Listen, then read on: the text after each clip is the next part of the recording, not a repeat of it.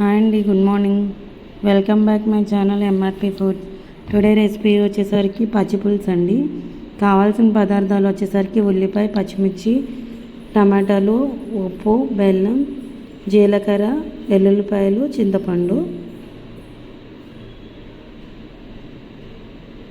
Stove on చేసి ముందుగా బాండి పెట్టుకోవాలండి.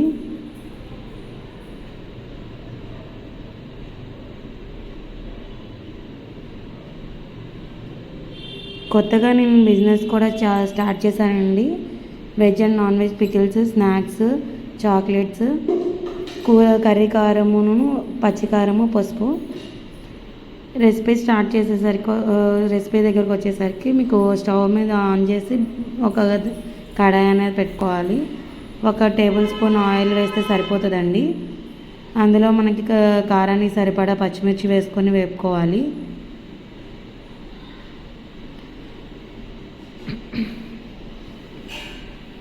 పచ్చిమిర్చి బాగా మగ్గాలండి.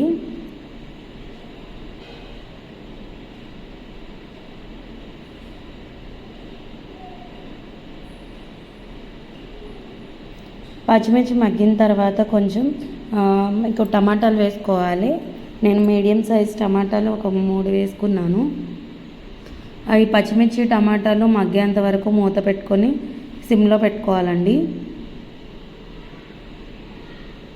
చూసారు కదండి, ఇంకొంచెం మగ్గాలి. అవి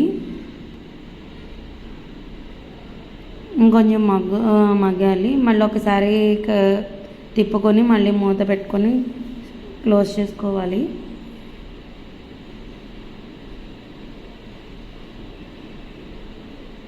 ఎందుకంటే కింద అంటకుండా ఉంటుందని తిప్పుకుంటూ ఉండాలండి అది మగ్గేంత వరకు.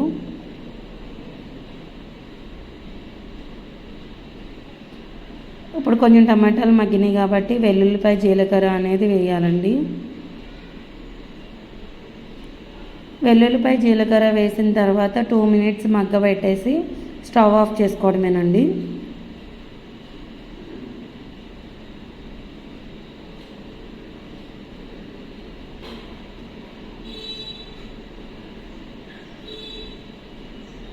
మగ్గిపోయినాయి కదండి, ఇప్పుడు స్టవ్ ఆఫ్ చేసేసుకోవడమే.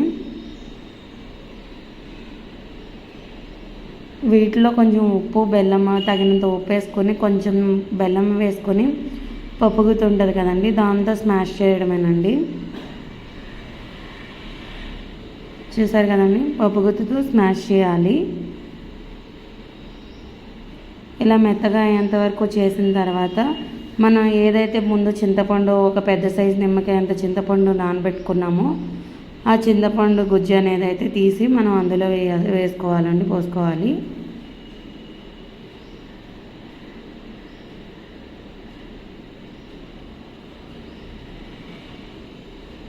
ఈజీ అండి. ఎప్పుడైనా కూరగాయలు లేనప్పుడు ఒక టమాటో ఇలా పచ్చిమిర్చి ఉన్నప్పుడు ఈజీగా చేసుకోవచ్చండి.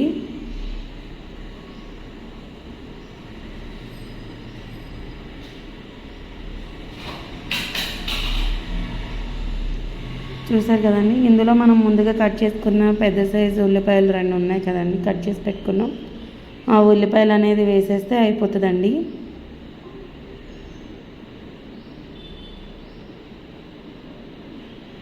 చూసారు కదండి, ఎంతో టేస్టీగా ఉండే పచ్చి పులుసు అయితే రెడీ అయిపోయాయి. Thank you for watching.